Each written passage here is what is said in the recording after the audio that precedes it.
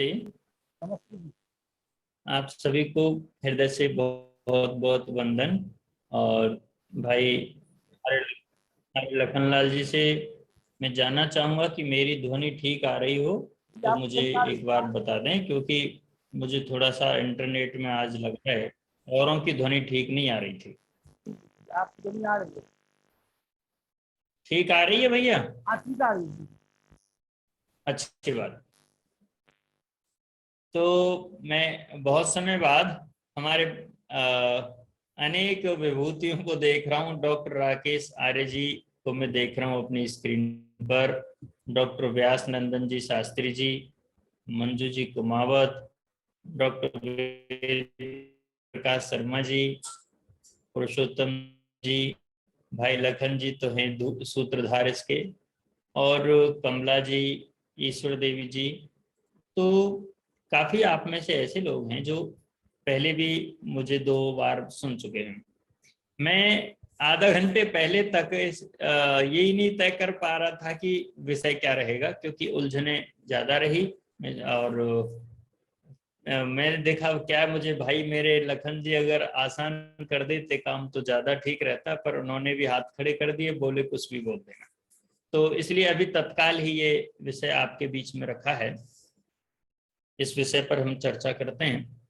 सभी लंबा गहरा श्वास भरकर रीढ़ सीधी रखें और 3 बार ओम का जप करें।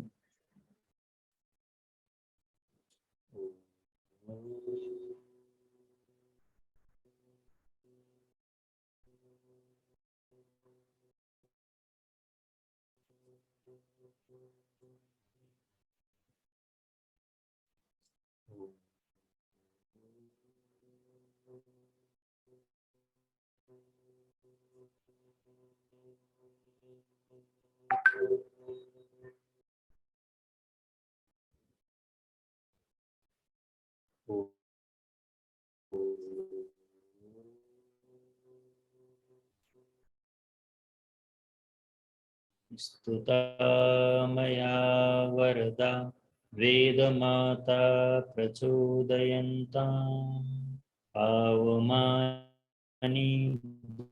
जानाम् आयुः प्राणं प्रजां पशुं कीर्तिं ग्रहणं ब्रह्मवर्चसं मह्यं दत्त्वा व्रजत ब्रह्मलोकम्।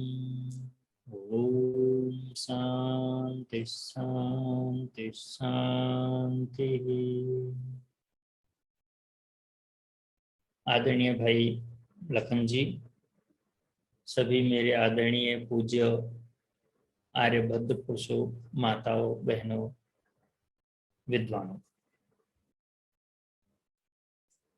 आप जब पूरी दुनिया में एक दृष्टि डालेंगे तो 2 तरह की दृष्टि आपको मिलेगी।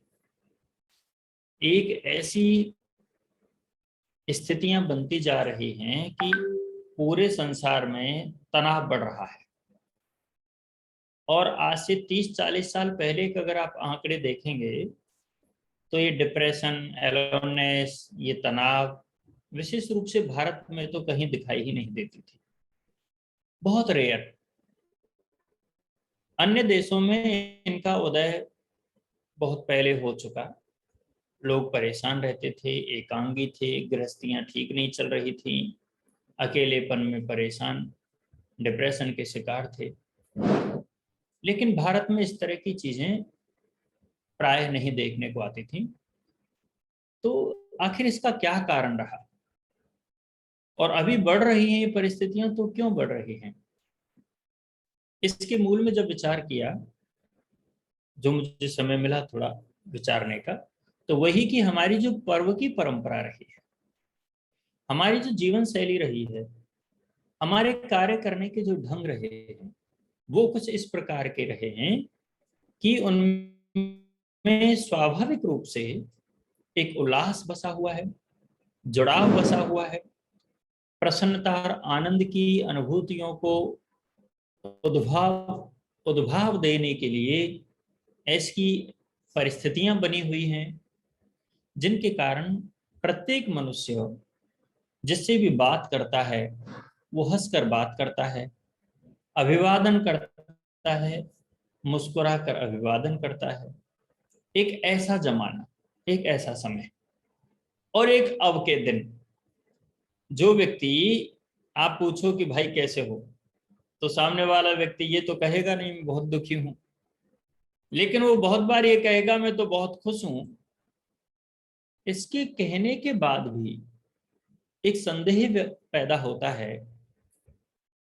कि जो व्यक्ति बहुत हंस रहा है कहीं वो उतना ही पीड़ा में तो नहीं है, जो व्यक्ति हंसता नहीं है वो तो दिखता है। लेकिन एक व्यक्ति जो अपने हृदय की वेदना को समाज के साथ, परिवार के साथ, मित्रों के साथ साझा नहीं कर पा रहा है और वो धीरे धीरे कुंठा में, एक अवसाद में, तनाव में जा रहा है। तो इन सारी चीजों को जो आज के परिप्रेक्ष्य में चल रही हैं, उनको लेकर मैं इस वैश्विक परिप्रेक्ष्य में हमारे पर्वों की जो परंपरा है वो क्या है, उसकी ओर आपका ध्यान आकृष्ट करना चाहता हूँ। जिन दिनों में अमेरिका रह रहा था, 3 वर्ष हुए। 3 वर्ष में, क्योंकि 12 माह के अंदर लगभग सभी त्योहार अंग्रेजों के हम देख चुके थे। एक वर्ष में कितने त्योहार होते हैं, कितने प्रकार के उनके ढंग हैं, वो सारी चीजें हमारे संज्ञान में आई। बहुत सारे तो ऐसे पर्व थे, ऐसे त्योहार थे जिनको देख करके लग रहा था कि थोड़ा सा ही मॉडिफाई किया है, बहुत ज्यादा परिवर्तन नहीं है, भारत से इस पर्व को कॉपी किया है और इधर आके पेस्ट कर दिया है, थोड़ी बहुत एडिटिंग की गई है। इस चीज को कुछ इतिहास ग्रंथों में, संस्कृत ग्रंथों में जब देखा गया, तब भी काफी उनका मेल देखा गया, काफी उसमें पर्याप्त रूप से समानताएं देखी गई। तो मुझे लगा कि एक समय था जब पूरी दुनिया में, पूरी इस धरा पर उल्लास की, पर्वों की परंपरा रही थी। और वो उल्लास और पर्वों की परंपरा के कितने स्वरूप हो सकते हैं, उनको जानने के बारे में हम आर्य समाज के लोग थोड़े सहज और थोड़े असहज हैं।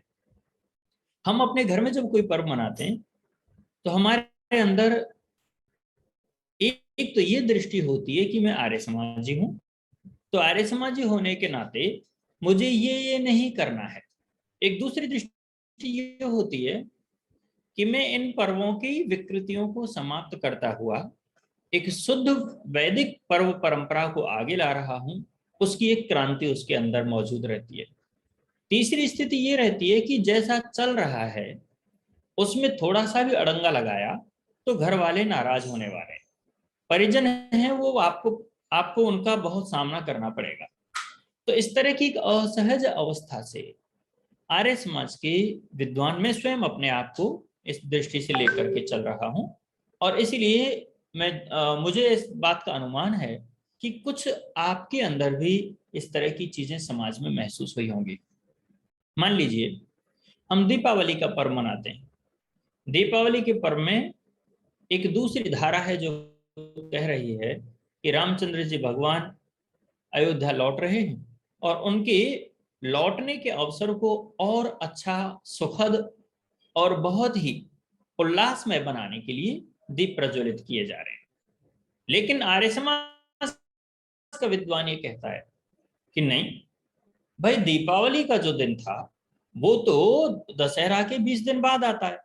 तो जब 20 दिन बाद आ रहा है, कार्तिक अमावस्या में आ रहा है, तो ऐसे समय में वो इधर 10वीं गई, 5 दिन ये और 15 दिन वो, 20 दिन बाद वो अवसर आ रहा है। तो हम इसको ठीक नहीं मानते कि दीपावली के दिन रामचंद्र जी भगवान अपने घर पर वापस आए। तो हमारी ये दृष्टि है जो एक अंदर से लगती है कि नहीं, हम इस धारा के साथ तो नहीं बह सकते कि जो ये मानते हैं कि राम जी का अयोध्या में इस तरह से आना हुआ। क्योंकि अपना मत ये है कि दशहरा पर यदि विजयादशमी पर रावण मरता है, उसको भी हम नहीं मानते। आर्य समाज के लोग सीधा सा कहते हैं कि विजयादशमी के दिन तो युद्ध की तैयारियों का एक जो आगाज है, एक शुभारंभ है, एक तैयारी जिसको आरंभ की गई है, वो अनुष्ठान है। हमारा ऐसा मत है। लेकिन दूसरी ओर एक मत है कि नहीं, उस दिन साहब रावण मार दिया। हम इन दोनों के व्यामोह के अंदर जब देखते हैं, वेंकटेश्वर प्रेस जो मुंबई की है, उधर से छपी हुई आप रामायण का जब अध्ययन करते हैं, मद्रास लाइब्रेरी जो रामायण मिलती है कई कई तरह की, कबंध है, भी हैं, तमिल की हैं। तो उनको जब हम अध्ययन करते तो तृतीया जब आई, जग सुखदाई, जब हुआ जब चैत्र सुदी तृतीया को रावण मर गया। तो एक तो ये दृष्टि मिलती है किसी रामायण में कि चैत्र माह के अंदर रावण मरा है, और एक इधर है कि आश्विन मास में रावण मर रहा है। तो अब इन दोनों ही चीजों को जब हम देखेंगे तो पाएंगे हमारे अंदर एक अजीब सा एक असहजता है। अब उस असहजता को मैं और दूसरे ढंग से आपके सामने लाना चाह रहा हूँ। मान लीजिए हमने दशहरा मनाया, हमारे आस पड़ोस में क्या हुआ, दशहरा मनाते समय किसी ने तो अपनी गाड़ियों की धुलाई की, किसी ने शस्त्रों की पूजा की, किसी ने अपने घर आंगन को लीप कर कुछ न कुछ चित्र बनाए अपनी दीवारों पर। लेकिन हम लोग क्या कर रहे, हमारी स्थिति ये हो गई कि हमें भी विजयादशमी पर एक आर्यों की प्राचीन परंपरा का आधार मानते हुए अपने शस्त्र अस्त्रों की जंग तो नहीं लग गई है, वो देखना चाहिए था।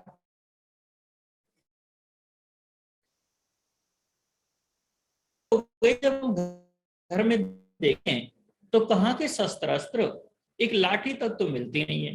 कोई सांप निकल आया तो ढूंढते रहते हैं इधर उधर। तो शस्त्र अस्त्र हमारे पास है नहीं, लेकिन आकाओं को फहराना चाहते हैं जिनके पीछे हमारी कोई यौद्धिक कोई तैयारी ही नहीं है। तो उस दृष्टि से जब हम देखते हैं तो हमें कई बार ऐसा लगता है कि ये पर्व, ये त्योहार बेमानी हो रहे हैं, औचित्यहीन हो रहे हैं। हमारे उनको पूरा का पूरा एक स्वाभाविक जुड़ाव नहीं है, हम उनसे सीखना नहीं चाह रहे हैं हमारी परंपराओं से। इसी तरह से हम देखेंगे दीपावली के साथ हुआ, रक्षाबंधन के साथ भी अलग अलग भ्रम उत्पन्न हो गए। अब उसमें पहले तो चलो ठीक है, श्रावणी उपाकर्म पर गुरुजी बच्चों को यज्ञोपवीत दे रहे हैं, नए प्रवेश हो रहे हैं गुरुकुलों में, और उस समय पर स्वाध्याय भी आरंभ हो रहा है, उपाकर्म हो रहा है, वेद का अध्ययन आरंभ हो रहा है नए सिरे से। लेकिन दूसरी धारा है कि साथ बहन राखी पहनाएंगी। अब बहन राखी पहनाएंगी तो भाई को पहनाएंगी, कुछ समय तक तो भाई को पहना रही थी, अब भौजाई को पहनाएंगी, अब भौजाई नहीं तो पिताजी को पहनाएंगी, पास में चाचा खड़े तो उनको पहनाएंगी, जीजाजी आ गए तो जीजाजी को पहनाएंगी। तो कहने का अभिप्राय यह है कि एक जो पर्वों की विकृति है वो लगातार बढ़ रही है, और हम उसमें अपनी मूल परंपराओं को सुरक्षित रखने के जो यत्न कर रहे हैं आर्य समाज के माध्यम से, वो पर्याप्त नहीं है। और उसमें हमारे उपदेशकों की जो भूमिका है, उनके आदर्श भी बहुत अच्छे से सामने नहीं आ पा रहे हैं। हमारे प्रमुख पर्वों में चाहे श्रावणी उपाकर्म है, विजयादशमी है, या दीपावली है, या फिर हमारी वासंती नवसृष्टि है, होली है, होली के साथ भी हमारे साथ एक असहजता हो गई है।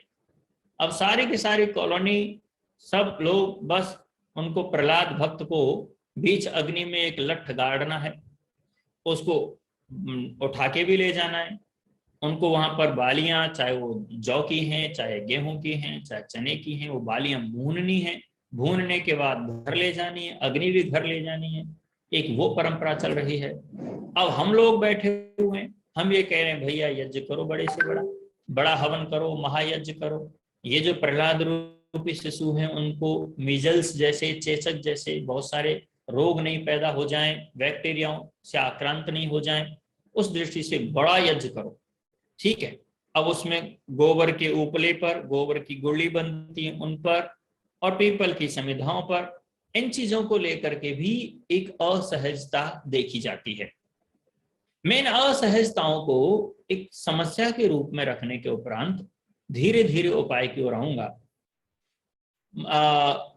वाशिंगटन डीसी में जॉर्ज टाउन एक जगह है जहां मैं रहता था। तो हमारे घर से रास्ते में निकलते हुए, हम रशियन एम्बेसी और वाइस प्रेसिडेंट का बंगला मेरे रास्ते में पड़ता था एम्बेसी के, तो हम उधर से निकलते हुए एक दिन जा रहे थे। शाम को हमने देखा कि कुछ घर ऐसे हैं, इन्हीं दिनों की बात थी, संभवतः अक्टूबर नवंबर की बात थी। तो कुछ घर ऐसे थे जिनके द्वार पर दीपक तो नहीं लेकिन कैंडल लगे हुए थे, और दिए के ढंग के से, यानी जो मोम है उस मोम को भी दीपक की ढंग से एक सिल्वर का उसमें फाउंडेशन जैसा कुछ कटोरी जैसी होती है और उसमें दिए जल रहे हैं। तो मैं अचानक रुक गया, मेरे बच्चे भी साथ थे, टहलते हुए वो स्थिति हम शाम की थी। तो मैंने देखा, देखो बच्चों, इन्होंने ठीक वैसे ही अपने घर के द्वार पर दिए रखे हुए हैं या एक कैंडल जलाई हुई है, जैसा कि हमारे यहाँ पर चाहे रूप चौदस पर रखें, छोटी दीपावली पर रखें, चाहे उससे एक दिन पहले रखें, दीपावली के दिन बहुत सारे रखें। तो मतलब कहाँ से वो परंपरा आई? हार्ड कोर क्रिश्चियन लोग हैं, वहां पर कोई परिवार नहीं था एक भी हिंदू का, किसी का घर नहीं था। जिस क्षेत्र में मैं रहता था, थोड़े आगे पीछे तो थे हमारे कुछ भारतीय लोग, तो वहां पर वो दिया जल रहा है। अब दीपक जो जल रहा है द्वार पर तो जल ही रहा है। इसके साथ साथ क्या किया हुआ है, एक जो अपना कद्दू होता है, कद्दू को अंदर से काटा हुआ है, उसके अंदर आंखें बनाई हुई हैं, नासिका बनाई है, उसका मुंह खोल करके बनाया हुआ, ऐसे उसको काटा हुआ है। और काटने के बाद ऊपर से भी थोड़ा सा खोल किया गया, उसमें भी एक दीपक रखा हुआ है। यानी वो मुख की आकृति है, लेकिन पूरी तरह से अंदर से उसको सारे को निकाल लिया, अवले भाग को या उसके गूदे को निकाल लिया गया, और अब उसके अंदर दीपक रखा हुआ है। हमारे यहाँ पर अलग अलग तरह से लोग दीप दान करते हैं, और उसमें चाहे कोई आले में रखता है, आले से आप सब समझते हो, पहले तो आले हर घर के द्वार पर, हर घर की पौड़ी में, पौड़ी से मतलब उसके बरामदे में, इधर उधर घुसते ही प्रमुख द्वार पर कुछ आले हुआ करते थे। उन आलों में, उन स्थानों पर दीप लगाए जाते। दूसरा, यदि जहां पर परेंडे होते हैं, उसको बोलते हैं हमारे यहाँ पर परेंडा बोलते हैं, जिसमें जल का पात्र रखा जाता है, मटके रखे जाते हैं, उसके पास में एक दीवक होता है, उसका नाम ही दीवक है। उसको दीवक इसलिए कहे कि उस पर दीपक रखा जाता है ताकि पूरे चौक में उसका प्रकाश रहे। अब वो भी नहीं है, क्योंकि हमारे पास अब प्रचुर मात्रा में विद्युत की आपूर्ति हो गई है और अच्छे से लोग प्रकाशमान स्थिति में रह रहे हैं। लेकिन इस चीज को, क्या प्रकाश वहां कम था? उसके उपरांत भी वहां प्रकाश होते हुए भी ठीक वैसे ही दीपक द्वार पर, दहलीज पर रखे गए हैं, जैसा कि हमारी माताएं यहाँ रखती हैं। इस चीज को मैंने थोड़ा सा सामने देखी। और उसके बाद दूसरी चीज क्या देखने को मिली, अभी अभी श्राद्ध का समय गया, कुछ व्यंग कर रहे थे, और हमारे यहाँ तो बहुत ज्यादा कहा जाता है, क्योंकि जब पास के एक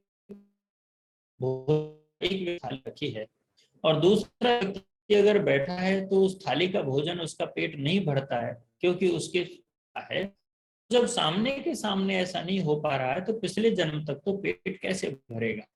इस तरह से हम लोग बहुत बार ऐसे व्यंग करते हैं। इसके पीछे हमारी धारणा कि हम पाखंडों से लोगों को, अंधविश्वासों से छुड़ाएं, वो एक जीवन जी सकें। पिछले अगले जितने आदि की कल्पना की जाती हैं उनसे। लेकिन पास में एक मेरे पड़ोसी हैं, उन्होंने एक दिन कहा कि क्या ढकोसला है, क्या बकवास है। तो हमने उनको कहा कि कि हम तो नहीं मनाते। तो हमने उनको दो बातें कही। एक व्यक्ति जो इन पाखंड को नहीं मानता, लेकिन अपने जीवित माता के प्रति पूरी उनसे, वस्त्र से, औषधियों से, धन आदि से तृप्त रखता है। एक तो ऐसा सच्चा आर्य को जो अपने दादी को, नानू को, माता पिता को, यदि की जिम्मेदारियां मामा के पास चली गई हैं, लेकिन एक विकल्प में यदि वो असहाय हैं,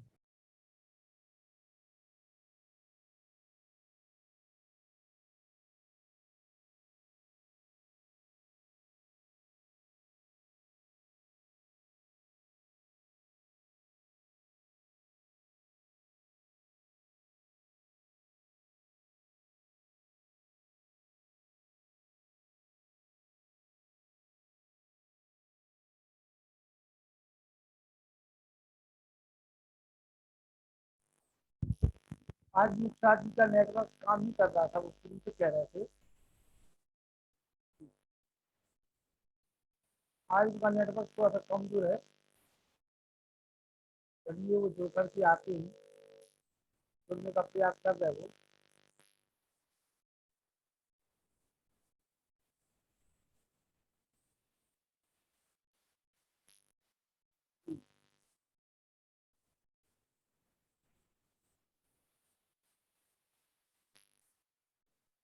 लखन जी, ये मेरा ही नेट डिस्कनेक्ट हुआ है, सबका हुआ है? नहीं, आप ही का हुआ था केवल। अच्छा, मेरा ही हुआ है। हाँ जी हाँ। ठीक है, तो मैं इसको दूसरे नेट पर ले लेता हूँ, वाईफाई चेंज कर देता हूँ। ठीक है, अब आप बात ये नहीं होना चाहिए।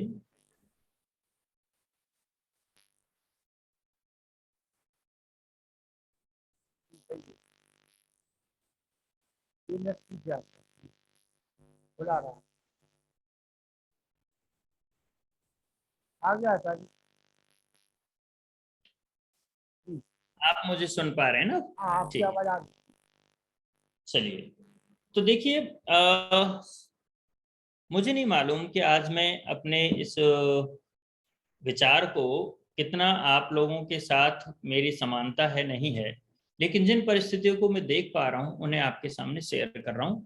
और मेरे इस वक्तव्य के बाद मैं चाहूंगा कि जो भी हमारे मध्य में बड़े विद्वान हैं, अनुभवी लोग हैं, बुजुर्ग लोग हैं, वो इसका परिष्कार करें। तो अब आप ये देखिए कि ये अमेरिका के अंदर एक काम हो रहा है कि वहां पर दिए जलाए जा रहे हैं। हम इधर अपने माता पिता के प्रति श्राद्ध और तर्पण जो कर रहे हैं, श्रद्धा पूर्वक व्यवहार और उनको भोजन वस्त्र आदि से जीवित माता पिता बड़े बुजुर्गों को तृप्त कर रहे हैं, तर्पण कर रहे हैं। तो इससे बढ़कर के तो कुछ नहीं हो सकता। हम सानुगाइंद्राय नमः और आदि उनको मंत्रों को बोलकर अलग अलग भाग भी रख रहे हैं, चाहे वो काक के लिए है या भिक्षुक के लिए है या जल के लिए है या द्वारस्थ भाग है, जैसा कि संस्कार महर्षि दयानंद जी ने पंच महायज्ञ विधि में उल्लेख किया है, बलिवैश्व के अलावा भी। तो तब भी वो बहुत आदर्श स्थिति है, वैदिक स्थिति है। लेकिन उस व्यक्ति का क्या करें जो भला आदमी ना तो माँ बाप की सेवा करता है और ना अपने पूर्वजों को स्मरण करता है, जो जीवित हैं उनको भी याद नहीं रखता। कोई ऐसे अवसर आ रहे हैं कि जिन पर वो दान कर सकता है, जिस पर वो अपने से वंचित समाज के किसी वर्ग को थोड़ा बहुत संतुष्ट कर सकता है, उनके जीवन में सुख दुख में सहभागिता रख सकता है, वो उन अवसरों से भी गया और वो पूर्णतः वैदिक भी नहीं रहा। और केवल केवल वो करता है तो क्रिटिसाइज करता है, वो कुतर्क देता है। उस ऐसे भोले इस आदमी का क्या करेंगे कि जो बिल्कुल नास्तिक भाव से जी रहा है, ना जीवित माता पिता का आदर कर रहा है, ना मरे हुए अपने बुजुर्गों को पूर्वजों को याद करता है। अपने पूर्वजों के साथ एक बहुत बड़ी चीज हम आपको आज के इस प्रकरण में बताना चाहूंगा कि अपने बच्चों को आप कम से कम 5 पीढ़ियों के नाम जरूर याद करा दीजिए। माता चंद्रकांता जी हमारे बीच में हैं, राम राम भाजी इस हमारे बीच में हैं, जिन लोगों को मैं देख रहा हूँ काफी वरिष्ठ हैं। तो आप लोग अपने नाती पोतों को और हम सारे युवा लोग अपने बुजुर्गों से विमर्श करके उनसे जान पाके कम से कम 5 पीढ़ियों के नाम अपने बच्चों को जरूर याद करा दें। मैं अपने बच्चों को नाम याद करा चुका हूँ कि मेरे पिताजी कौन थे, आपके दादाजी कौन थे, परदादाजी कौन थे, उनसे पहले के दादाजी कौन थे, किस वंश के हो, किस परंपरा के हो, कौन सी तुम्हारी वेद की शाखा कौन सी है अपने वंश की, कौन देव है, क्या है, यानी कुल देव आदि सब कुछ। कुछ भी मत भुलाइए, भुलाना बहुत सरल है। क्योंकि जब आर्य समाजी व्यक्ति नहीं रहता है तो उसके बाद ना तो पौराणिक रहता है और ना वो आर्य समाजी रहेगा, तो सीधा सा मतलब वो नास्तिक होगा, मांसाहारी होगा, शराबी होगा, अय्यास हो जाएगा। तो अब उस बैलेंस को बनाने के लिए हमें क्या करना है, हमें अपने बच्चों को, हमें श्राद्ध नहीं मनाने, ना आप मनाते हो ना मैं मनाता, लेकिन इस श्राद्ध के अवसर आने पर हम एक आत्मनिरीक्षण तो कर सकते हैं, क्या वास्तव में हम वैदिक रूप से जो श्राद्ध की परिभाषा है, श्रद्धा पूर्वक अपने बड़े बुजुर्गों से व्यवहार करने की बात है, सम्मान करने की बात है, उनसे पूछकर काम करने की बात है, इसको कर पा रहे हैं? यदि नहीं कर पा रहे हैं तो इसका सीधा सा अभिप्राय ये है कि हम उन लोगों से भी ज्यादा बेकार हैं जो लोग कम से कम जीवित का भी सम्मान कर रहे हैं और मरे का भी सम्मान कर रहे हैं।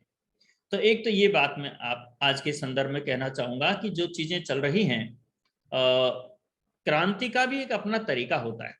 व्यक्ति बहुत बार इतनी क्रांति कर देता है कि फिर उसको अपनी व्यक्तिगत परंपराओं से वो बहुत दूर चला जाता है, केवल लोगों को बेकार कहने के लिए।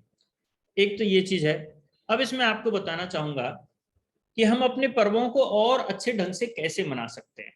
यानी मुझे जहां तक याद आ रहा है, एक राम सीतव नाम का पर्व, पर्व का नाम ही राम सीतव नाम का पर्व, अमेरिका के जो आदिवासी आदिवासी तो क्या कहें, जो पहले की जनजातियां थी वहां पर, नागलोक के जो लोग थे, वासुकी परंपरा के जो लोग थे, जिस पर मैं पहले अपने उद्बोधनों में बता चुका हूं कि आर्यों की परंपराएं कैसे 6-7 द्वीप में हमारी रही हैं, तो उस प्रकरण को यहाँ पर आवृत्ति नहीं करूंगा। लेकिन अमेरिका के अंदर भी राम सीतव नाम का पर्व लंबे समय तक मनता रहा है।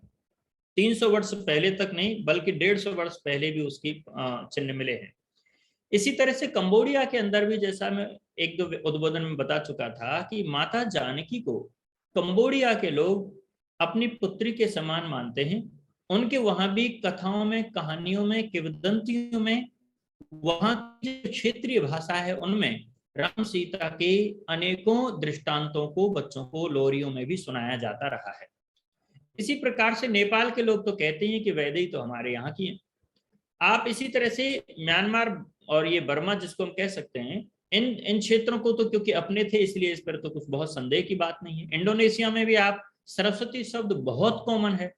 यानी सरस्वती की प्रतिमा को इंडोनेशियन एम्बेसी ने वाशिंगटन डीसी डुपॉन्ट सर्कल के पास उस प्रतिमा को लगा रखा है। तो जब मैं उधर से निकल रहा था और पता चला कि भैया इंडोनेशिया तो लगभग 97% तो मुस्लिम लोग हैं, उसके उपरांत भी उस सरस्वती की प्रतिमा उन्होंने अपनी एम्बेसी के सामने रखी हुई है, और स्वयं वहां का राष्ट्रपति आकर के उसका अनावरण करके जाता है। तो कहीं कहीं मैं ये देखता हूं कि भारत में ही नहीं बल्कि पूरे विश्व में जो आर्यों के द्वारा प्रकट किए गए, आर्यों के द्वारा जिनका आरंभ किया गया, ऐसे समस्त पर्वों का किसी न किसी रूप में आज भी आयोजन होता है, उनको मनाते हैं। और उस दृष्टि से जैसे क्रिसमस का समय आता है, इनका 25 दिसंबर इन्होंने तय किया है। क्रिसमस के विषय में आपको पहले भी एक वक्तव्य अगर आपको स्मरण होगा तो मैं कह चुका था कि ये जो 25 दिसंबर को क्रिसमस मनाया जाता है, यह न्यूटन को हम बहुत सम्मान देते हैं। न्यूटन को हम गुरुत्व के सिद्धांत के आधार पर हर बच्चे की जुबान पर हमने रटा रखा है, लेकिन न्यूटन ईसाई के रूप में बहुत ही एक रिजिड फॉलोअर था। और इन न्यूटन ने क्या देखा अपने टाइम पर, उन्होंने पाया कि हमारे यहाँ कोई एक समय पर मानता ही नहीं है कि ईसा मसीह पैदा कब हुआ। यानी आपको आश्चर्य होगा, बाइबल के द्वारा ये सिद्ध नहीं कर सकते आप कि ईसा मसीह इस दिन पैदा हुआ, इस वर्ष में पैदा हुआ। हम अपने कृष्ण जन्माष्टमी मनाते हैं, एक एक दिन की गणना कर सकते हैं। हम रामनवमी मनाकर राम जी के जन्म को बता सकते हैं, उनके बारे में हम गणनाएं कर सकते हैं। हमारे पास हर चीज बिल्कुल एक फैक्ट के रूप में ज्योतिष की परंपरा से भी आ रही है और पर्व परंपरा से भी आ रही है। लेकिन वहां न्यूटन के होने तक भी इस बात का झगड़ा रहा ईसाइयों में, कैथोलिक में, प्रोटेस्टेंट में और उनके अलग अलग ब्रांच वालों में, उनमें विवाद रहा कि आखिर ईसा मसीह पैदा कब हुआ।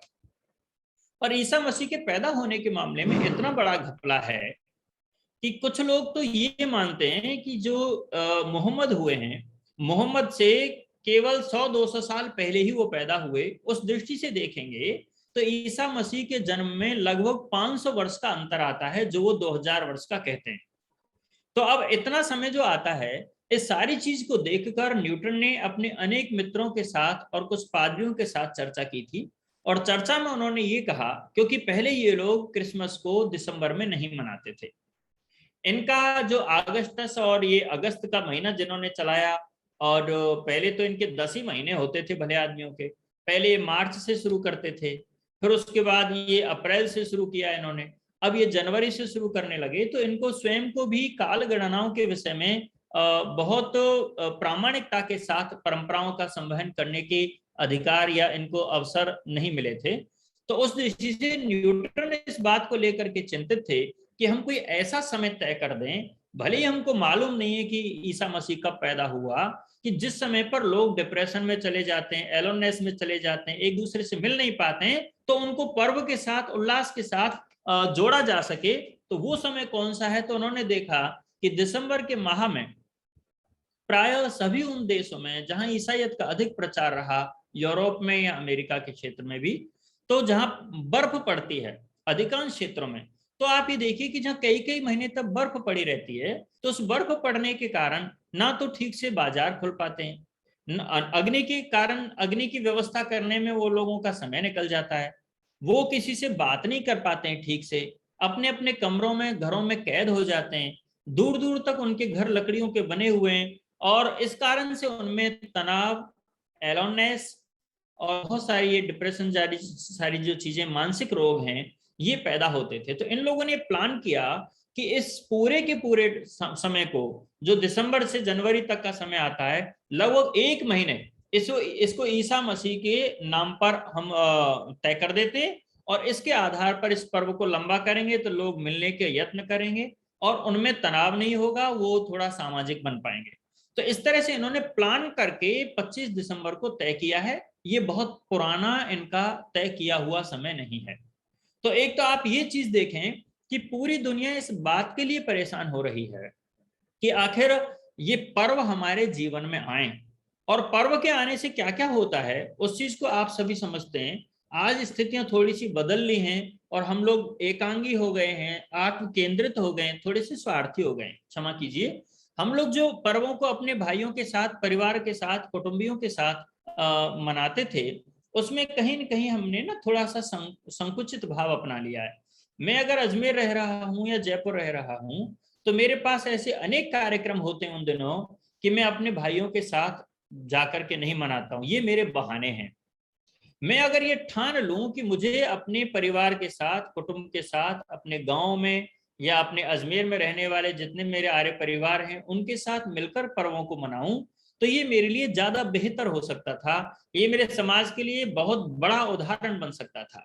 लेकिन अब हम क्या कर रहे हैं कि मान लीजिए कि डॉक्टर व्यास नंदन जी बैठे हुए हैं और उन्होंने देखा कि भैया अब हम तो इधर आकर के रह गए और हमारा परिवार उधर है, तो अपने घर पर दिवाली मनाएं या फिर वहां जाकर के दिवाली मनाएं। अपना ये वाला घर जो है नया बनाया हुआ, ये तो सूना ही रह जाएगा बिना दीपावली के।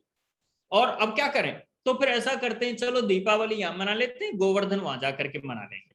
तो हम लोग थोड़ा सा इसको इस और गंभीर बने कि कुछ पर्व ऐसे तय कर लिए जाएं जो अपने कुटुंबी जनों के साथ ही मनाए जाएं। साल में कोई भी 4 प्रमुख पर्व हैं, रक्षाबंधन है, विजयादशमी है, मतलब श्रावणी उपाकर्म, विजयादशमी और दीपावली और शारदीय नववर्ष, होली, सॉरी, वासंती। तो इन चारों में से कोई न कोई एक पर्व को हमें बहुत मजबूती के साथ पकड़ना होगा, नहीं तो परिणाम वो आएंगे जो पाश्चात्य लोगों के आ रहे हैं, जिन लोगों को समाज में जुड़ना, परिवार के साथ मिलना, बच्चों के साथ खेलना कूदना, कई पीढ़ियों का एक साथ रहना, एक दूसरे से जानकारियां होना। मतलब बड़े आश्चर्य की बात है, कुछ बच्चे जब 4-5 साल बाद मिलते हैं, अब 4-5 साल में बढ़ती हुई उम्र के बच्चों को जब कोई दादा दादी, नाना नानी, पास पड़ोस के चाचा ताऊ देखते हैं, अरे तुम्हारा बच्चा तो बहुत बड़ा हो गया। यानी वो बच्चे आपस में एक दूसरे को नहीं जान पा रहे हैं, नहीं पहचान पा रहे हैं। और इसका सीधा सा मतलब ये जाता है कि जो पर्व का अर्थ जोड़ है, पर्व यद्यपि हम इनको भी कहते हैं जो हमारी उंगलियों पर जोड़ है, लेकिन पर्व का अर्थ जो जुड़ाव है, मिलना है, आपस में एक मजबूत होने के लिए, सोसाइटी में एक कम्युनिटी को मजबूत रखने के लिए जो उद्देश्य हमारे ऋषियों ने उत्पन्न किया था, हम उसको ठीक से नहीं लागू कर पा रहे हैं। हमारे अंदर बहुत सारे ऐसे बहाने आ गए हैं जिनके आधार पर हम परिवारों से, समाज से दूर जा रहे हैं। तो एक तो चीज हमको ये करनी होगी कि जितने भी पर्व हैं उनमें थोड़ा सा उन्हें व्यावहारिक बनाइए। और व्यावहारिक बनाने में एक तो यह है कि संगतिकरण हो जाए, सब लोग मिलने के यत्न करें। यदि किसी की नहीं भी बनती है, मान लीजिए कि 4 भाइयों के अंदर भौजाई आपस में एक दूसरे की, जेठानी देरानी की नहीं बन रही है, सास बहू की नहीं बन रही है, या फिर भाई भाई की भी नहीं बन रही है, आप थोड़ा सा कोशिश करके देखिए, बनने लगेगी यदि पर्व साथ में मनने लगेंगे।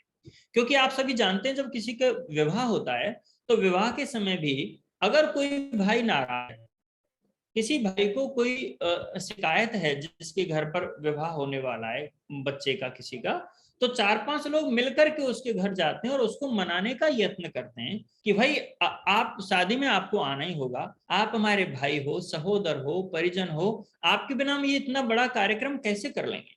तो आपने देखा होगा 99% यही होता है कि उसे मनाया जाता है और वो आ जाता है। तो अब आप देखिए कि जब वो मनाने पर कुछ लोगों के जाने पर आ गया है, इसका मतलब वो तैयार बैठा था कि कोई मुझे मनाए, कोई मेरे पास आए, यानी आगे से पहल करो। जिस तरह से आर्य लोगों को होना चाहिए, मैं थोड़ा सा पर्व के माध्यम से उधर लाना चाह रहा हूं, हमारा जीवन कैसा हो रहा है। एक और चीज है, हमारे इन आर्य पर्वों के साथ नीरसता बहुत जुड़ गई है। जैसे मैं आपको बता दूं, भले पर्व तो नहीं था, दमयंती जी सुन रही हैं, हमारे यहाँ एक श्रद्धानंद शास्त्री जी हैं अजमेर में, तो श्रद्धानंद शास्त्री जी का रिटायरमेंट की पार्टी हो रही थी। अब उन्होंने क्या किया, वो आर्य समाज अजमेर में कार्यक्रम रख लिया।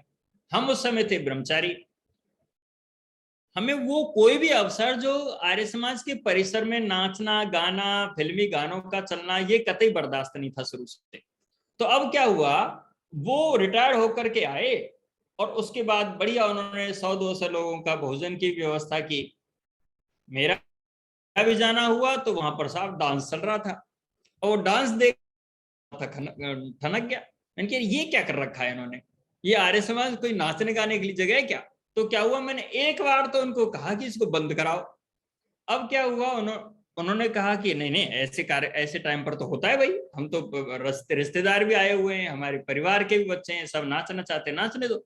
अब मैंने क्या है, ये भेद एक दो व्यक्ति को ही पता है, पर मैं आज सबके बीच में खोल रहा हूँ, क्योंकि उनके साथ वो सारा मैत्री भाव है, वो सुनेंगे तब भी उनको आनंद ही आएगा आज के दिन में। तो मैंने क्या किया, मेन स्विच से ही लाइट काट दी उसकी आर्य समाज की, और वो सारा का सारा उनका म्यूजिक सिस्टम सब एकदम बंद।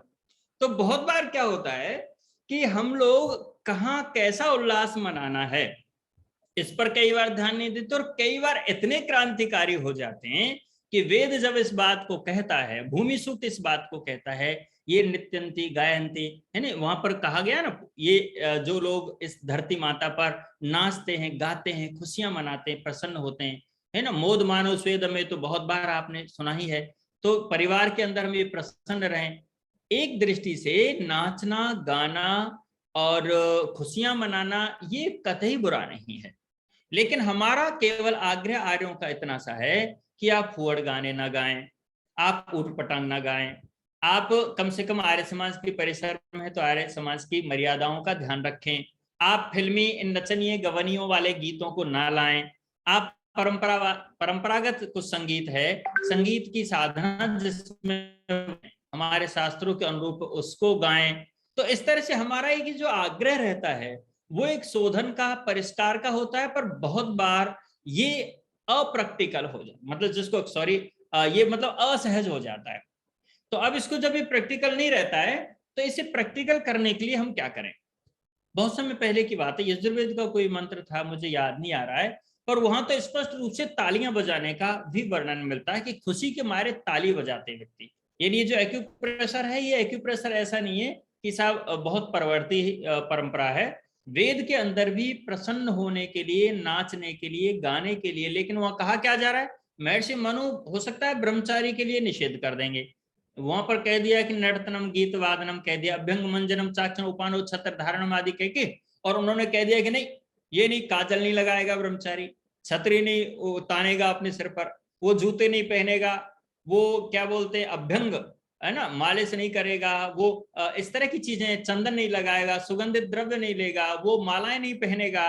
तो ये जो सारी की सारी स्थितियां हैं, ये ब्रह्मचारी के लिए कही गई हैं कि ब्रह्मचारी को तो पकाना है, मान अपमान खुशी गम कुछ नहीं, उसको तो दृढ़ होना है, मजबूत होना है, वहां तक तो चलेगा। अब क्या होता है, ब्रह्मचारी गृहस्थियों के ऊपर हावी हो जाता है, अब वो घर वालों को भी कहता है नहीं, ये गीत गाने तो चल सकते हैं पर ये गालियां नहीं चलेंगी शादियों में, ये जो आ रहे हैं ना तुम्हारे रिश्तेदार, इनको भोजन परोसते परोसते जो गालियां भी साथ में मिल रही, बोल ये नहीं चलेगी। तो ब्रह्मचारी वहां पर एक इमरजेंसी लगा देता है, गाली नहीं चलेगी, फिर उसके बाद ये नाचना गाना भी नहीं चलेगा। अब वो घर वाले ये सोचते हैं यार नया नया इसको गुरुकुल में भेजा ब्रह्मचारी को, और ये कह रहा तो सही कह रहा होगा भाई, अब ये ढोल नगाड़े भी बंद करा दिए ब्रह्मचारी ने, तो अब हो ये रहा है कि हमारे पास कोई स्वस्थ परंपरा, उल्लास की, पर्वों की, त्योहारों की, खुशियां मनाने की वो व्यवस्थित रूप नहीं ले पा रही है। और जब ये व्यवस्थित रूप नहीं ले पा रही हैं तो रिप्लेस हो जाती हैं चीजें। आप अगर कुछ अच्छा नहीं दोगे तो जो समाज में पहले से प्रचलित है वो उसका स्थान ले लेगा, और वो स्थान ले लिया गया है। अब हम थिरकते हुए इन बच्चों को फिल्मी गानों पर या फिर यूट्यूब पर डालना, इंस्टाग्राम पर डालना, फेसबुक पर डालना और बस टेढ़े मेढ़े होना, धूम धड़ाका करना, इनको कब तक रोकोगे? इनको विकल्प नहीं दिया जा रहा है। तो आपको मैं ये आज के इस अवसर पर कहना चाहता हूं कि जो पर्व की परंपराएं आरंभ की गई हैं वो इसलिए आरंभ की गई है कि आपके चेहरे खिलते रहें, आप सब एक दूसरे से प्यार से गले मिलते रहें, हमारे अंदर तनाव बिल्कुल ना आए, हम अपने बड़ों को, अपने आसपास वालों की जरूरतों का, उनकी संकटों का, उनका अनुमान करके उनकी सहायता कर सकें। ये पर्व इसलिए जोड़ने के लिए हैं। अब इस पर्व में हो क्या गया है कि 5000 के पटाखे तो फोड़ दिए, लेकिन 5 मिनट के लिए दादी के पास बच्चे नहीं बैठे। यानी बच्चे बुलाए तो इसलिए थे कि दादी के साथ पर्व मनाएंगे, अब वो उन्होंने 5000 के पटाखे भी फोड़ दिए और भी कुछ कर लिया। चूरमा से चूरमा आप उनको बनाओ, दाल चूरमा बनाओ, कुछ और खीर बनाओ तो नाक मुंह से कोड़ेंगे, अरे ये क्या खिला रहे हो।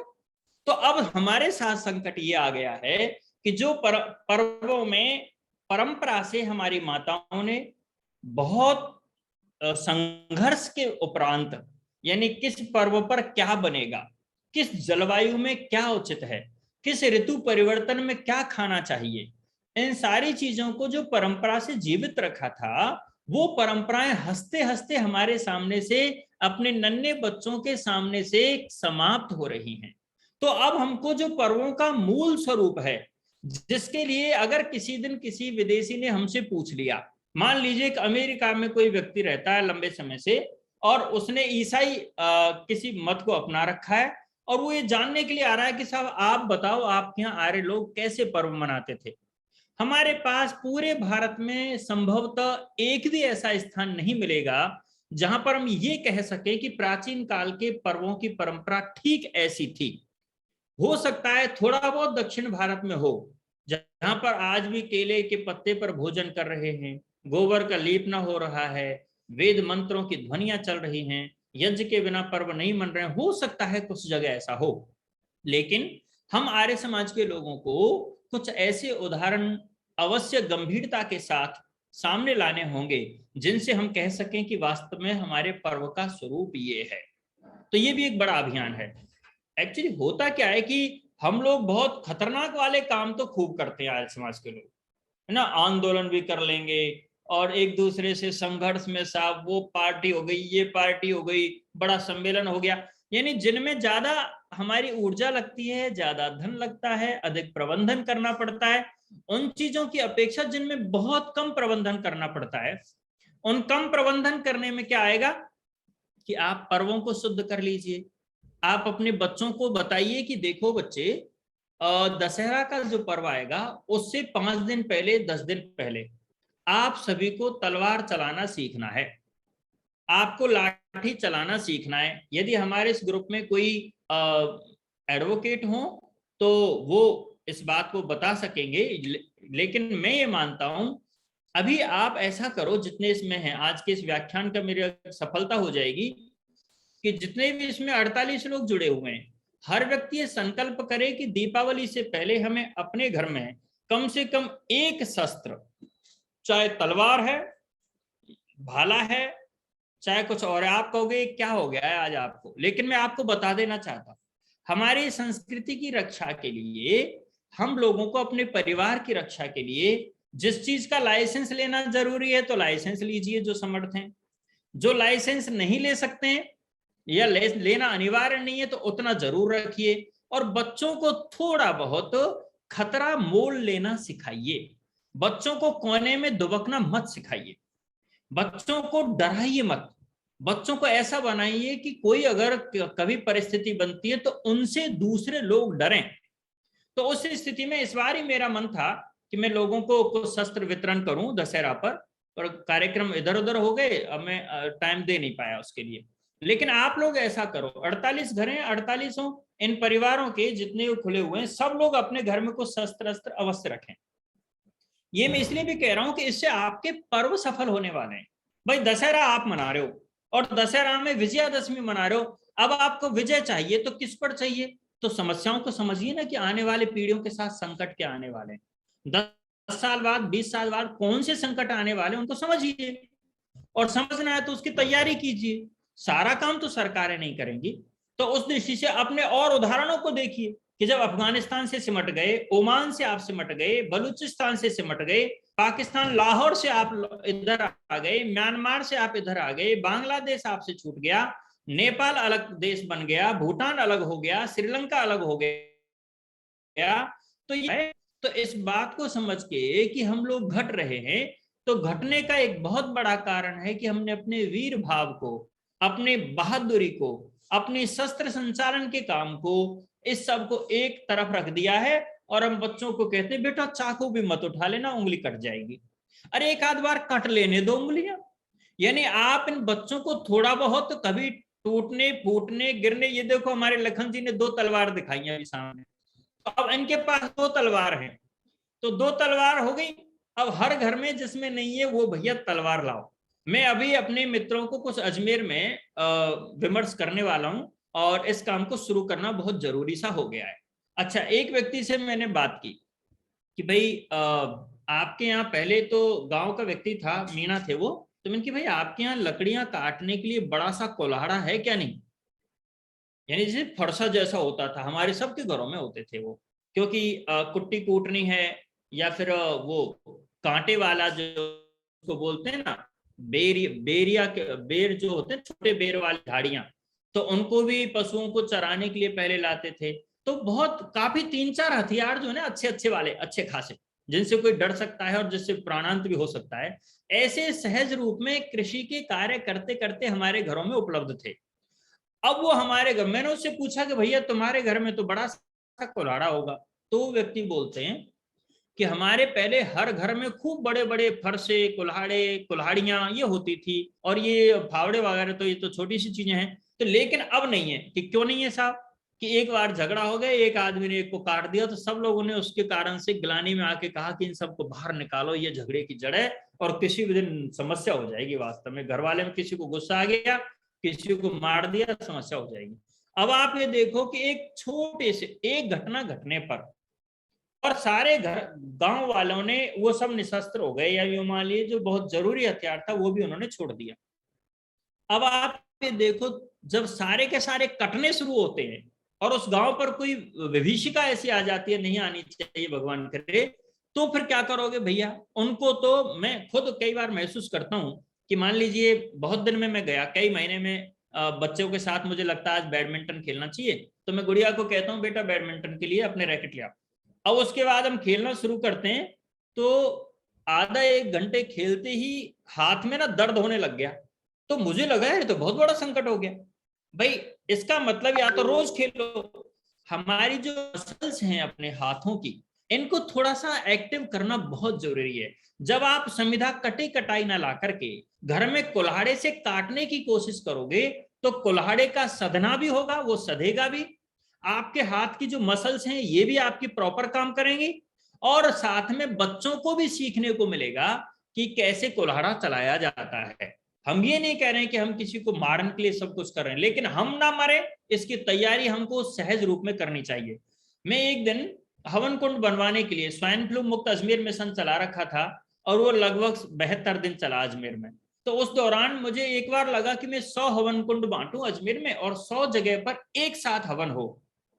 तो मैं हवन कुंड का ऑर्डर देने एक उसके पास गया था, लोहार के पास। आप ये देखो, उसका 3 साल का बच्चा था। वो 3 साल का बच्चा अपने दादाजी को देखकर वहीं पर था वो, और उसने लोहे के उस जो एक बड़ा फाउंडेशन सा बना रहता है, उसके ऊपर वो एक कील को मोड़ रहा है। मुझे आश्चर्य हुआ कि 3 साल का बच्चा है, इसकी हथौड़ी एक बार भी चूक नहीं रही है, वो सीधा उस कील पर मार रहा है।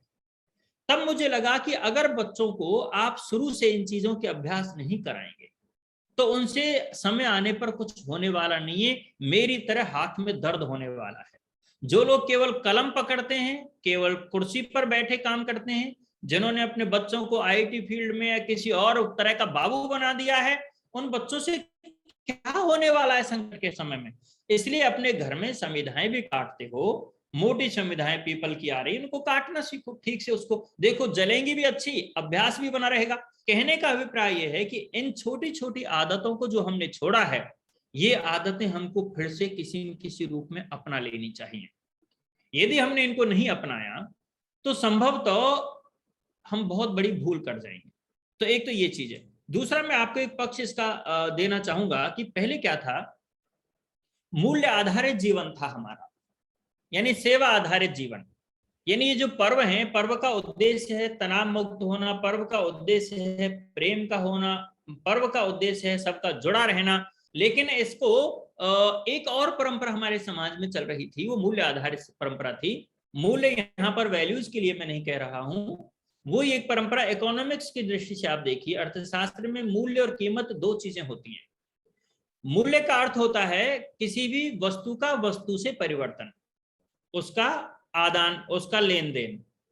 और कीमत से अभिप्राय है कि ये कुल्हाड़ी कितने की आई। कीमत का अर्थ है कि यह हार कितने का है। कीमत का अर्थ है ये 1 किलो चने कितने रुपए के हैं।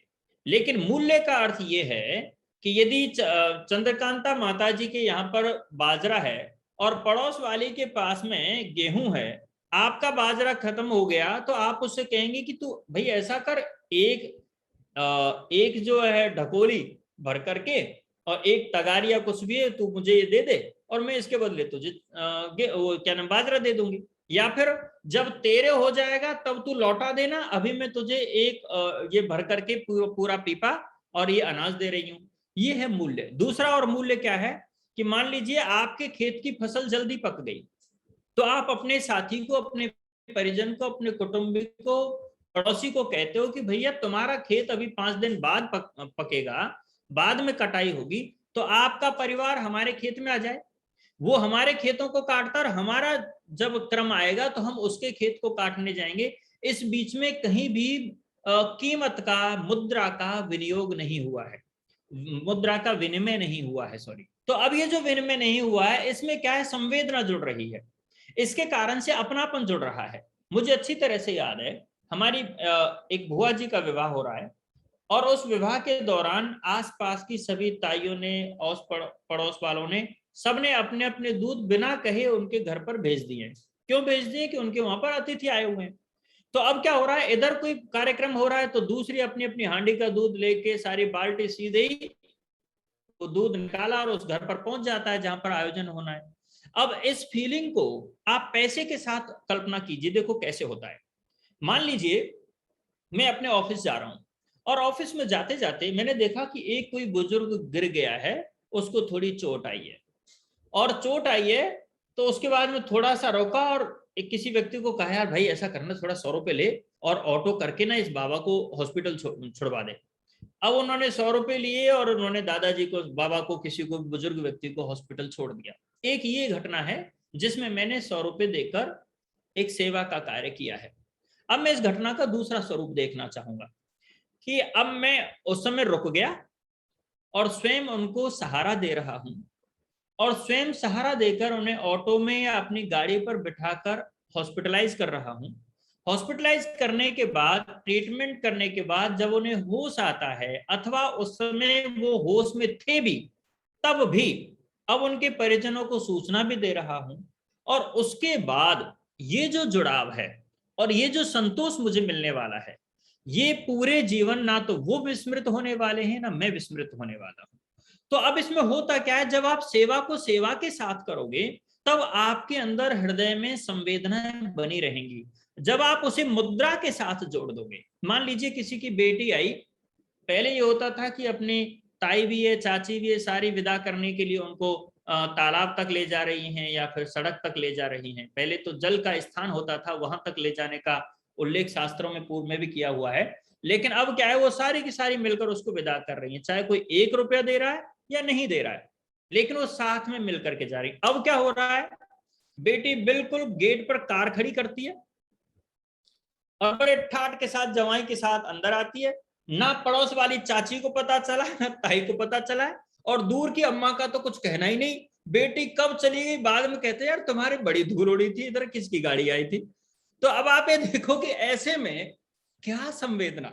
ताऊ मर जाए तो संवेदना नहीं, अरे छुट्टियां खराब हो जाएंगी, ताऊ मर तो गया, क्या कर, अब तो मर तो गया ही, अब क्या करना है जाके। यानी यहां तक सोच आ चुकी है। तो अब ये जो स्थिति बनी है, ये जो अति वैराग्य पैदा हुआ है, ये अति वैराग्य बहुत घातक है। ये अति वैराग्य नहीं, सच मायने में सही पूछो तो ये महास्वार्थ है। ये जिसको कह सकते हैं ना कि व्यक्ति इतना अपने आप में आत्मकेंद्रित हो गया है कि वो अपने बहाने ढूंढता है। तो अब आप ये देखो कि ये जो पर्व की परंपरा है, ये जब हमें सबको जोड़ने की बात कर रही है, मूल्य आधारित हमारी संस्कृति रही है, सेवा के बदले सेवा करने की हमारी संस्कृति रही है, तो इसी में हमने देखा है कि चाहे होली मनेगी तब भी इकट्ठे होते हैं लोग, दीपावली मनेगी तब भी एक एक के घर जाकर के प्रसाद बांटा जाता है। और अब तो बच्चों के कान में कह देते हैं ऐसा है, ज्यादा इधर उधर जाने की जरूरत नहीं है, बस ताऊ को दिया उसके बाद खत्म। तो अब ये क्या हो रहा है कि मोहल्ले में ही पता नहीं चलता है कि ये बच्चा किसका है। पहले आपके गांव में अगर 2000 की भी जनसंख्या है और उस कोने पर रहने वाला कोई हरिजन का पुत्र है या ब्राह्मण का पुत्र है, चाहे जाट का पुत्र है, किसी का है, उस कोने पर रहने वाले बच्चे को इस कोने पर रहने वाला व्यक्ति भी पहचानता था कि ये फलां का बेटा है। लेकिन अब स्थितियां ये हो रही हैं कि भाई का बच्चा जब कई वर्ष बाद भाई के वहां कहीं मिलता है तो कहता अरे छोरा तो बहुत बड़ा हो गया, पहले तो ऐसा दिखता नहीं था। तो अब ये जो चीजें पैदा हो रही हैं, पर्व इस बात को कह रहा है कि जुड़िए एक दूसरे से, दिल से जुड़िए। यदि आप पर्व मनाते हो और हृदय से नहीं जुड़े हैं, ना बच्चों से जुड़े हैं, ना बुजुर्गों से जुड़े हैं, ना रिश्तेदारों से जुड़े हैं, ना भाइयों से कुटुंबियों से जुड़े हैं, ना आप अपने मित्र और सखाओं के साथ बैठे हैं, तो फिर ये पर्व पर्व नहीं है, कोरी औपचारिकता है, इसका कोई अर्थ नहीं रह जाता है। ये केवल बाजार हो जाएगा, केवल फिजूल खर्ची होगी, ये पैसे की बर्बादी होगी, लेकिन इसके जो परिणाम आने चाहिए हृदय का, ये प्रसन्न होना, उल्लास होना, ये सब कुछ समाप्त हो जाने वाला है। हमने अपने जीवन को, भारतीय जीवन परंपराओं को इतने व्यवस्थित ढंग से चलाने का यत्न किया कि अखाड़ों में मिलेंगे नौजवान, पनघट पर मिलेंगी माताएं, बहनें, बेटियां, और इसी तरह से खेतों में मिलेंगे आपस में और लोग, और त्योहार पर मिलेंगे सब लोग। यानी नित्य किसी न किसी को कहीं न कहीं मिलना है। गांव में चाहे कोई अंधा है, लंगड़ा लूला है, या फिर कोई बहुत गुस्सैल है, या फिर बहुत कोमल है, बहुत ठिंगना है, बहुत लंबा है, काला है, मोटा है, पतला है, कैसा भी है, भले ही उसके बारे में पीछे से कोई कितना भी मजाक करे और सामने करे, लेकिन ये जो जुड़ाव है उससे संवाद का, इस जुड़ाव को भारत को पुनः वापस लाना होगा अपनी परंपराओं के साथ। अन्यथा ये जो असुरक्षा की भावना है कि आपको पता ही नहीं है कौन घर पर आया और कौन चोरी करके ले गया, ये असुरक्षा के भाव और बढ़ते रहेंगे।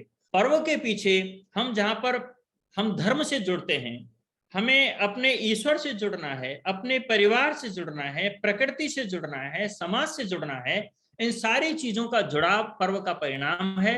तो इस दृष्टि से मैं देखता हूं कि सारी दुनिया जो कराह रही है, सारी दुनिया जो संतप्त है, पीड़ित है, परेशान है, जहां घर बिखर रहे हैं, जहां रिश्ते बिखर रहे हैं, जहां पर लोगों में बहुत ज्यादा दूरियां हो रही हैं, उसको यही आर्यों की भूमि, यही भारत की भूमि पर्व की एक सुंदर संजीवनी पिलाएगी।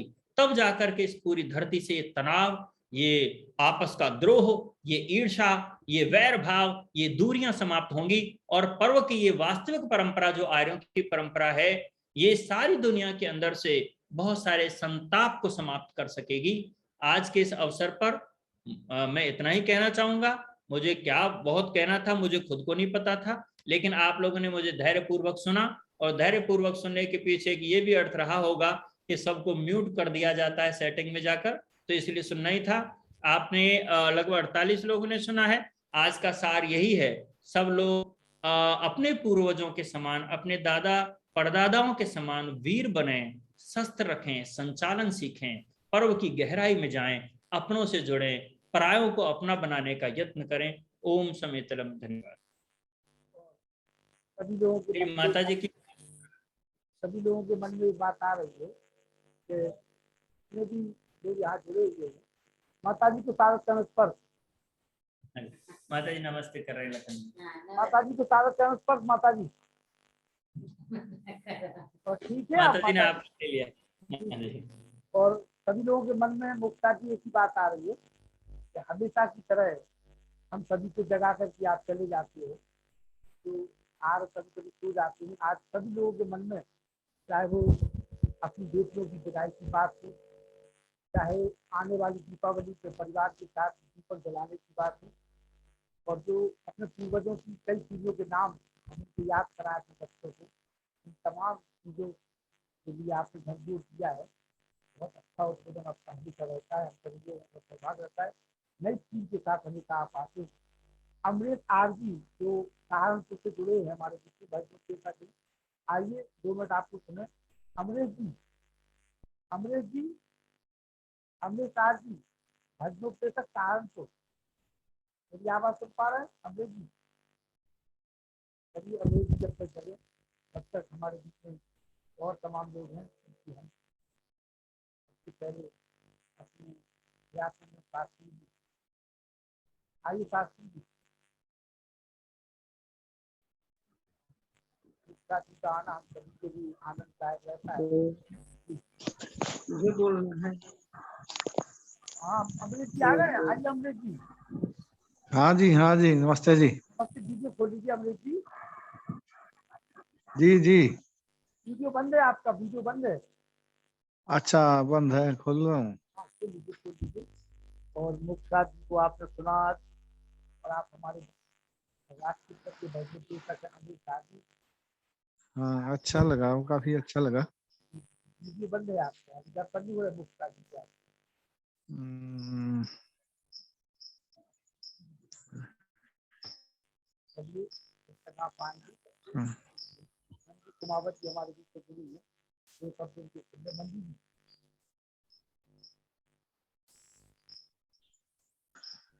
आइए पता नहीं, ये खुल नहीं रहा, पता नहीं। अमृत जी नहीं खोल ये पा रहा खुल है। नहीं रहा यार। चलो कोई बात नहीं, आज नेटवर्क प्रॉब्लम हो, हाँ तो नेटवर्क प्रॉब्लम है आज गड़बड़। कोई बात नहीं, ऐसे बोल दीजिए तो जी जी। बोलिए।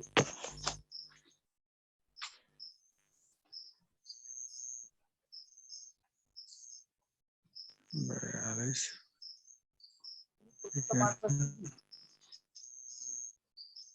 हाँ।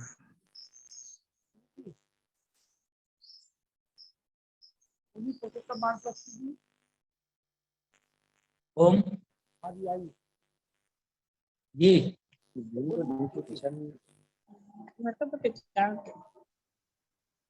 आइए मुनि जी। आज का आज यहाँ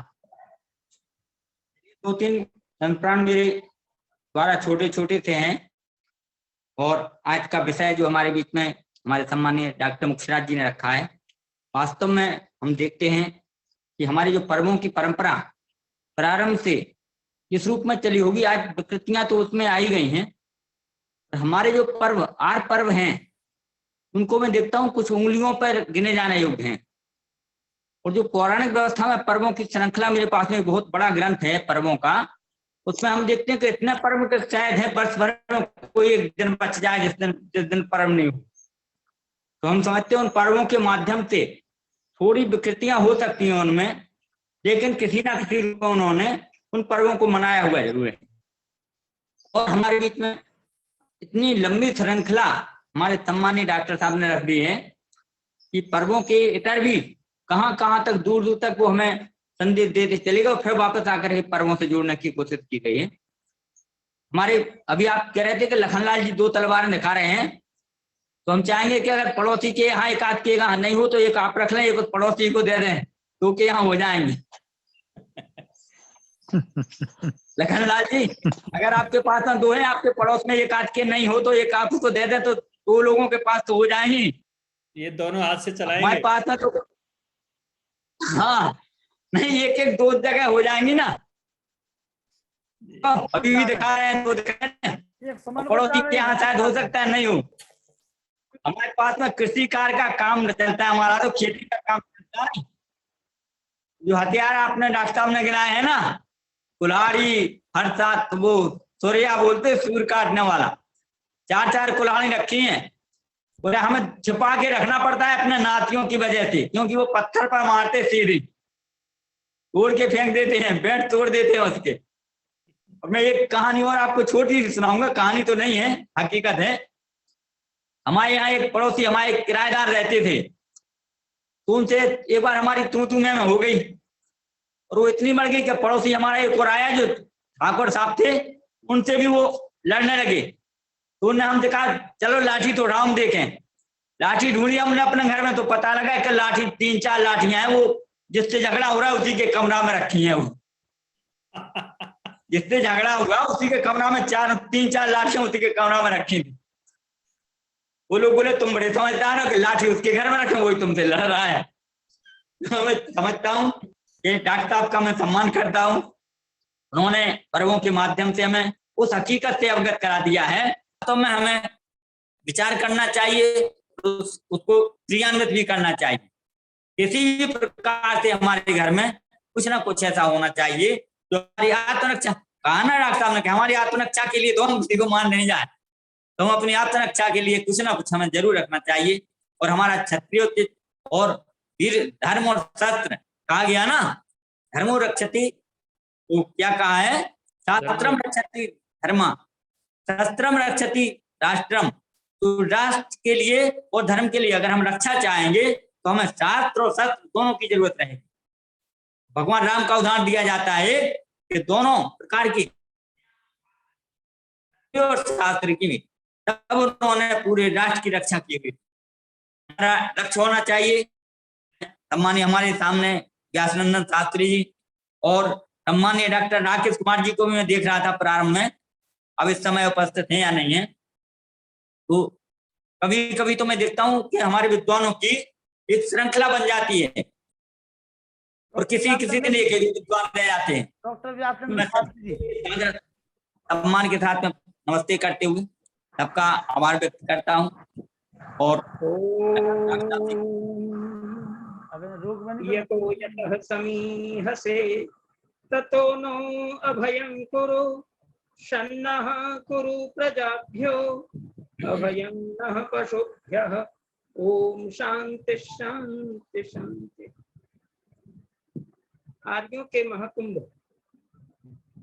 के कार्यक्रम के संचालक माननीय रात्रि प्रवर आर्यरत्न लखनलाल जी आर्य और इस कार्यक्रम को सम्यक गति प्रदान करने वाले आर्य समाज महरौनी के माननीय प्रधान मुनिवर पुरुषोत्तम वानप्रस्थी जी और आज के मुख्य वक्ता आदरणीय डॉक्टर मोक्षराज जी, जिन्होंने पर्व के ऊपर अत्यंत महत्वपूर्ण विश्लेषण के साथ सबको उपकृत किया है। माता चंद्रकांता आर्या जी और सभी विद्वद्गण, मातृशक्ति एवं देवयुग।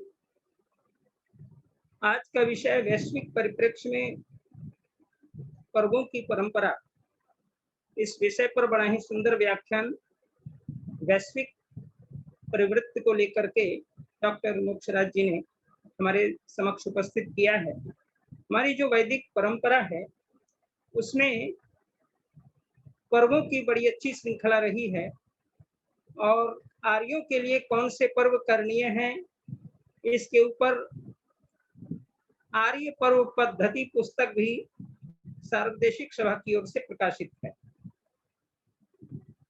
माननीय आचार्य भवानी प्रसाद जी की किताब है और उन्होंने मुख्य रूप से पर्वों पर ही विचार किया है।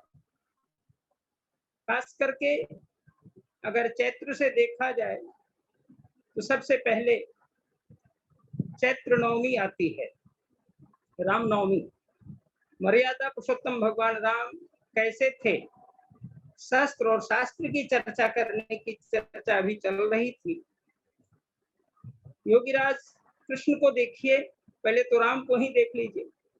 मर्यादा पुरुषोत्तम भगवान राम का जीवन पूर्ण आदर्श के साथ बीता है, मर्यादित रहा है, लेकिन उनके चित्र को देखने से स्पष्ट है कि वो आगे आगे शस्त्र का भी और शास्त्र का भी दोनों का संचालन करते रहे। और खास करके बिहार में जो मैट्रिकुलेशन की परीक्षा है और उसका जो सर्टिफिकेट वितरण होता है, उसमें जो मोनोग्राम बना हुआ है बिहार विश्वविद्यालय बिहार परीक्षा समिति पटना का, उसमें अग्रतः सकलं शास्त्रं पृष्ठतः सशरथ धनु, इस प्रकार की इस श्लोक को लिखा है। इसका पूरा श्लोक है, इदं ब्रह्म इदं क्षात्रम शापादपि सरादपि, अर्थात आगे मेरा शास्त्र बल है और पीछे मेरा शस्त्र बल है। यत्र ब्रह्म च क्षत्रं च संयुञ्च चरतः सः, जो वेद मंत्र है, इसी के आधार पर ये भावना रामनवमी पर जुड़ी हुई है। अर्थात हम शास्त्र को आगे रखें और पीछे से शस्त्र को भी रखें। अगर कोई व्यक्ति शास्त्र पर चर्चा करने आता है तो हम शास्त्रार्थ करके उसे पराजित करें, और अगर कोई हमसे शस्त्र से आजमाइश करना चाहता है तो उन्हें हम शस्त्र द्वारा भी परास्त करें। ये दोनों के प्रति आज के परिप्रेक्ष्य में विशेष रूप से घटित हो रहा है। इस भावना से रामनवमी का पर्व विशेष महत्वपूर्ण है। वैसे पर्व की श्रृंखला में आगे बढ़ते चले जाएंगे तो जो अभी चर्चा हुई है, जब आप आगे बढ़ेंगे तो फिर होली आती है। तो होली तो फाल्गुन में ही आ गई, लेकिन उसके पहले आप देखते हैं कि 4 मुख्य पर्वों में हम मुख्य रूप से जो खास करके श्रावणी उपाकर्म को मनाते हैं, जो ब्राह्मण बनने का त्योहार है, और जो वेद पाठी विद्वान ब्राह्मण हैं वे इसको विशेष रूप से मनाने के लिए उद्यत हैं। आर्यों में खास करके वेद प्रचार सप्ताह का कार्यक्रम होता है। विद्वान आते हैं, यज्ञ करते हैं, कराते हैं और वेदों की चर्चा और कथा चलती है। ये हमारी एक पृष्ठभूमि बनी हुई एक हमारा पर्व मनाने का ढंग है। और उसके साथ साथ बच्चे भी उस दिन वेद आदि पढ़ करके स्वाध्याय करने का व्रत लेते हैं, यज्ञोपवीत बदलते हैं, और इस तरह से हम पूर्ण रूप से वैदिक बनने की हमारी भावना और हमारा कार्य चलता है। 9 दिनों तक स्वाध्याय, चिंतन, मनन अर्थात ऋषि तर्पण करने का जो पर्व है वो मुख्य रूप से श्रावणी में घटित हो जाता है, और लोग वेदों के प्रति श्रद्धा करके, शास्त्रों के प्रति श्रद्धा करके इसके आगे बढ़ते हैं। विजयादशमी के बारे में भी सुनी रहे थे, उस पर पुनरावर्तन की आवश्यकता नहीं, फिर से पुनरावृत्ति मैं नहीं करना चाहता हूँ। और उसी के तहत होली भी आई, होली के बारे में भी चर्चा हुई है। लेकिन जो दीपावली के समय जो हमारा आर्यों का पर्व है, उसमें भवानी प्रसाद जी कहते हैं और सब लोग जानते हैं कि हम लोग उसमें जो मनाते हैं श्रावणी पर्व के पश्चात, और ये खास करके दीपावली पर्व जो आता है कार्तिक अमावस्या में, तो दीपावली के दिन हम जहां दीपों को जलाते हैं वहीं पर हम प्रातःकाल यज्ञ करके ऋषि निर्वाण दिवस भी मनाते हैं। जहां हम ऋषि तर्पण कर रहे थे, अब हम ऋषि निर्वाण भी मनाते हैं। महर्षि स्वामी दयानंद ने उसी दिन अंतिम लीला की थी शरीर की, और ईश्वर तूने अच्छी लीला की, तेरी इच्छा पूर्ण हो। वेद मंत्रों के साथ ओम का उच्चारण करके स्वेच्छा पूर्वक प्राण का त्याग किया, आत्मा को शरीर से अलग कर दिया। इस विषम परिस्थिति में लोग घबराते हैं, लेकिन ऋषि दयानंद योग और साधना के बल पर इच्छा मृत्यु के द्वारा उन्होंने वरण किया मृत्यु को, और वे मोक्ष को प्राप्त कर गए। इसको देख करके दुर्दत्त विद्यार्थी नास्तिक से आस्तिक हो गए। न जाने कितनों को लाभ हुआ होगा उस समय। आज भी उनकी इस निर्वाण दिवस को मना करके हम सभी कितने उपकृत होते हैं। ये उसमें जोड़ना चाहिए हम लोग को। धन्यवाद। ताकि दीपावली केवल दीप न जलाएं बल्कि ऋषि दयानंद के प्रति निर्वाण का भाव रखें। और जो शिवरात्रि हम मनाते हैं उसमें ऋषि बोधोत्सव पर्व को भी हम उसमें जोड़ते हैं। तो ये चीजें जो हमारे आर्यों के लिए अत्यंत महत्वपूर्ण हैं। फिर स्वामी श्रद्धानंद बलिदान दिवस भी पर्व के रूप में हम मनाते हैं जो 23 दिसंबर को आता है। फिर उसके अलावे लेखराम तृतीया मनाते हैं, जानकी अष्टमी मनाते हैं, जहाँ रामनवमी मने जानकी अष्टमी। और वेद प्रचार सप्ताह के क्रम में जी खत्म करो। वेद प्रचार सप्ताह के क्रम में श्री कृष्ण जन्माष्टमी पर्व मनाते हैं। राम और कृष्ण दोनों को लेकर के हमारी संस्कृति पल्लवित पुष्पित रही है। ऋषि परंपरा को मजबूत करते हैं। और पर्व तो वही है जो पूरी अतिथि पर्व, अर्थात जो कमी को पूरा करते चले जाए। और जिस प्रकार वृक्षों में गांठें होती है वो पर्व होता है, उसी प्रकार हम भी परिवार और समाज में रहते हैं। हमारे अंदर भी द्वेष विद्वेष की भावना, कमी बेसी की भावना से जो टूटन पैदा होती है, जो वैमनस्य पैदा होता है, उसको पूरा करने के लिए मिलजुल करके समय समय पर अगर पर्वों का हम त्योहार को विधि पूर्वक उत्साह पूर्वक मनाएं तो उसका बहुत बड़ा हमारे जीवन में फर्क पड़ता है और उससे उत्साह जगता है और बच्चों में कुछ कर गुजरने की शक्ति आती है। निसंदेह यह कार्यक्रम आज का जो पर्वों का जो महत्वपूर्ण हम लोगों ने विवेचन सुना और इस ढंग से यदि हम लोग मनाते जाएं तो हमारी बहुत प्रकार की इच्छा वो स्वयं समाप्त हो जाएंगी। बहुत बहुत आभार, बहुत बहुत धन्यवाद। सम्मानित प्रेम सचदेवा जी।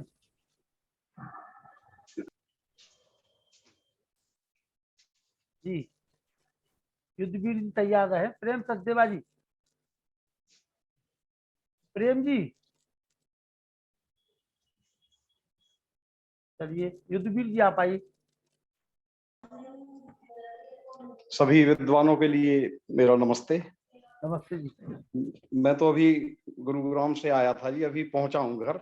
और वैसे मैं चर्चा में सम्मिलित तो नहीं हुआ, बैटरी भी थोड़ी डाउन थी, नहीं तो मैं रास्ते में भी खुलता, लेकिन चलते चलते मैं कि आप सबके दर्शन कर लूं और नमस्ते कर लूं। चलिए नमस्ते। आप सभी का बहुत बहुत धन्यवाद। सभी को सादर नमस्ते। नमस्ते जी। नमस्ते। प्रेम सचदेवा जी मेरी आवाज सुन पा रहे हैं? प्रेम जी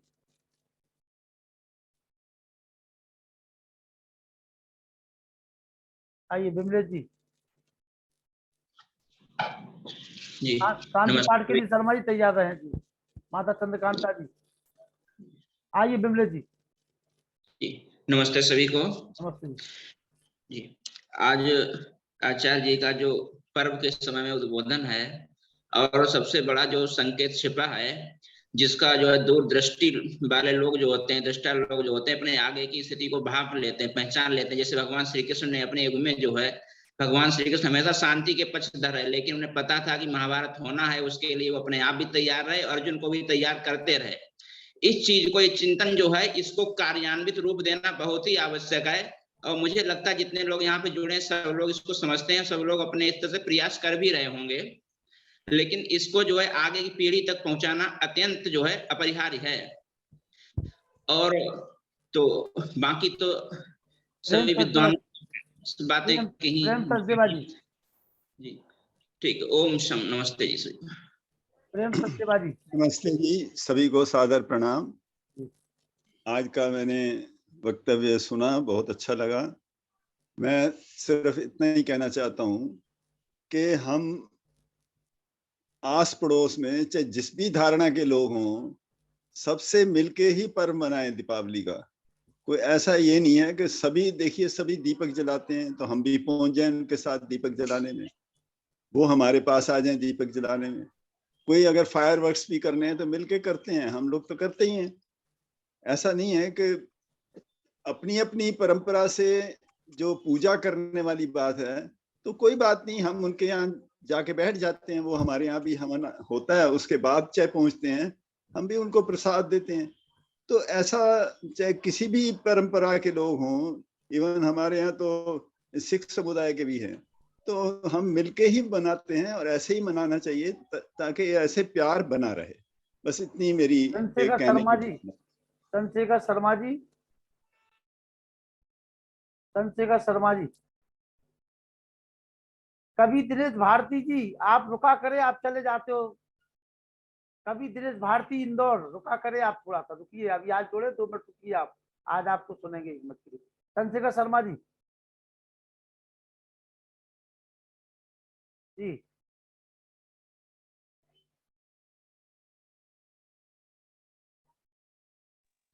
आइए चंद्रशेखर शर्मा जी।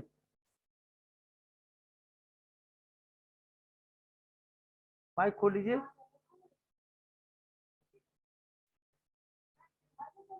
चंद्रशेखर शर्मा जी का नेटवर्क प्रॉब्लम है, हमें लगता है। हाँ, धन्यवाद धन्यवाद आर्य रतन जी, बहुत बहुत धन्यवाद। जी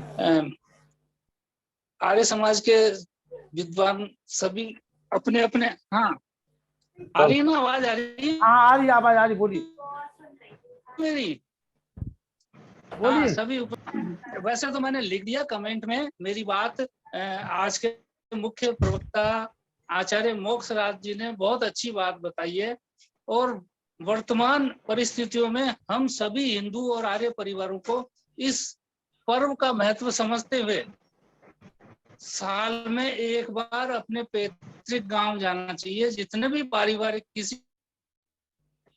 कुटुंब की जितने भी पारिवारिक इकाइयां हैं, वो सबकी सब एक साथ एक निश्चित पर्व पे आवे, ताकि उनकी अगली पीढ़ियां, भावी पीढ़ियां एक दूसरे को जाने, समझें और परस्पर संवाद करें।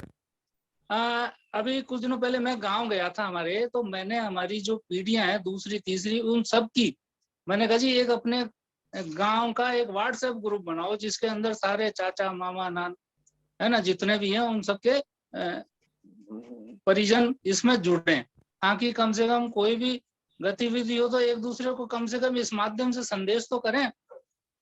तो ऐसी शुरुआत मैं चाहता हूं कि भाई वहां जब अपने वर्ष भर में जाएं सारे कुटुंब के परिवार, तो ऐसी एक व्यवस्था चालू करके है जो आज के आधुनिक युग में फिर उनको आगे से आगे एक दूसरे को संवाद करने में सहायक हो। धन्यवाद। धन्यवाद सर।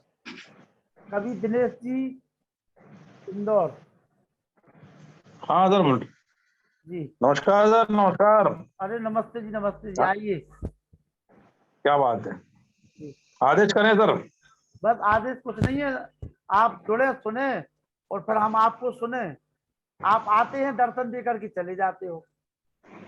नहीं, कुछ आवश्यक कार्यक्रम आ जाता है, कुछ ऐसा उस समय ये टाइम बड़ा वो रहता है ना, शेड्यूल। जी जी। अभी इन दिनों क्या मैं कवि सम्मेलन से फ्री हुआ हूँ, अभी विदेश यात्रा पे था, वहां पे भी प्रोग्राम थे हमारे। जी जी जी। तो जनरली शाम को कहीं ना कहीं कोई मीटिंग होती रहती है, चलिए, तो प्रोग्राम होते रहते हैं। बिल्कुल बिल्कुल। आज मैं फ्री हूँ। बिल्कुल बिल्कुल। जब मैं फ्री होता हूँ बिल्कुल आपको देख लेता हूँ। चलिए, हम प्रयास करता हूँ, जी। आपकी सक्रियता देखता रहता हूँ, बहुत आनंद आता है। चलिए, मुझे क्या फिजिकली जाना पड़ता है, हाँ मैं क्या पैसा ले चुका रहता ना। जी जी। हमारे क्या ऐसे पोस्टर छप जाते हैं, पैसा ले चुके रहते तो हमको जाना पड़ता है। बिल्कुल। ऑनलाइन में हमारा काम नहीं होता है। नहीं, ऑनलाइन से तो हम लोग बर्बाद हो रहे हैं। कोई बात नहीं, हम लोग को पैसा मिलता है तो जाना पड़ता है। ठीक है ठीक है ठीक है। तो मैं क्षमा चाहता हूँ, इसलिए कई बार अटेंड नहीं कर पाता हूँ। कोई बात नहीं, जब भी समय मिले सुनिए विद्वानों को। जी नहीं अवश्य जी। बहुत बहुत सारे धन्यवाद। विद्वान बहुत बढ़िया, और आप बहुत लगे रहते हैं, बहुत अच्छी बात है जी। दिनेश भारती जी, स्वागत है आपका। आइए। मेरी शुभकामनाएं आपको बहुत है, बहुत सारी शुभकामनाएं। धन्यवाद। आप इसी तरह निरंतर कुछ करते रहे, बहुत अच्छा लगता है। वेद प्रकाश शर्मा जी, नाती पोतों के साथ आइए। राम भज्जी कौन है? राम भज्जी? राम भज्जी हमारे दिल्ली से हैं। राम भज्जी, एक मिनट, मोक्षराज जी याद कर रहे हैं आपको। राम भज्जी, राम भज्जी बोलिए। राम भज्जी दिल्ली। राम भज्जी, चलो सुन नहीं पा रहे हैं। आइए वेद प्रकाश शर्मा जी।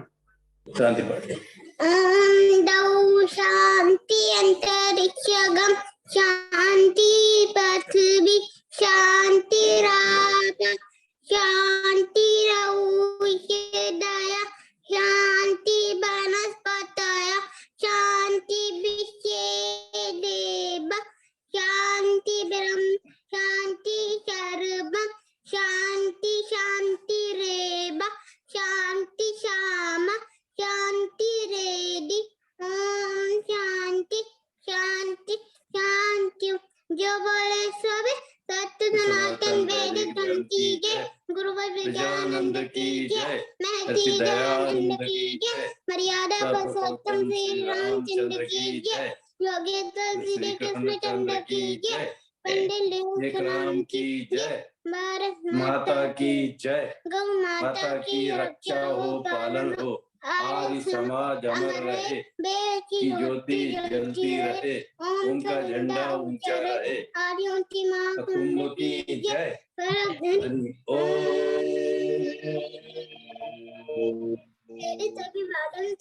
नमस्ते जी। नमस्ते जी, नमस्ते, सर्वभ्यो नमः।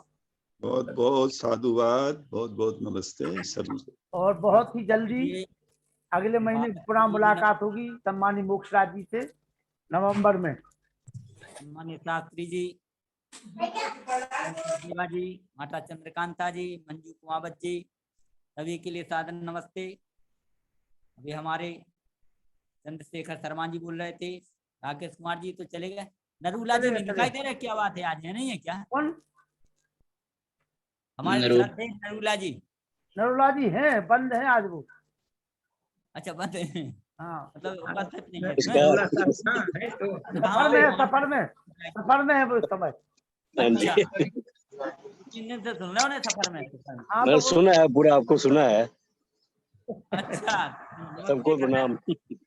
नमस्ते नरूला जी को नमस्ते कर रहे हैं हम। नमस्कार सबको। अरे हमारी दया आर्या जी को देखिए, आप कितनी ऊर्जा के साथ भजन सुनाती हैं। हाँ जी, दया आर्या जी का तो बहुत अच्छा भजन हो रहा है। हाँ, सबसे अच्छा भजन होता है दया जी का, बिल्कुल। आर्या जी हैं, मंजू कुमावत जी हैं, संतोष सचान जी हैं, सभी भजनों के काय हमारे। आपकी बेटी भी, बेटी आर्या भी बहुत अच्छा करती है। उद्घाटन करती है माता कमला जी से, तो उद्घाटन कराते लखन लाल जी। हाँ, कमला जी के द्वारा उद्घाटन होना है।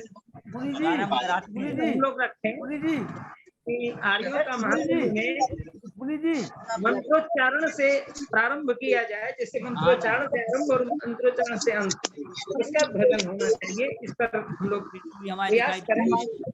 वेद पाठ से आरंभ होता है, वही वेद पाठ हो, लेकिन वेद पाठ दिखाई दे। और कमलता जी माइक बंद बोलो तो ना केवल जी जी कमलता जी है, बोलो तो ना। सरस्वती उपासना के बाद 2 भी मंत्र बोल रहे हैं तो बहुत अच्छा। हाँ हाँ जी जी। और नाती तो डॉक्टर साहब के इंतजार में खड़े रहते हैं 10 बजे तक, 9:30 बजे तक। और लगती लगाई उन्होंने। ठीक है, चलिए ठीक है, नमस्ते जी, कल मिलते हैं सर। बहुत बहुत आभार सम्मान डॉक्टर मोक्षराज जी का और उनकी माता जी को सादर चरण पर नमस्ते माता जी, नमस्ते। मैं श्रद्धे राम भजी तो प्रारंभ से लेके अभी तक भोजन कर रहे हैं, क्या कर रहे हैं? करने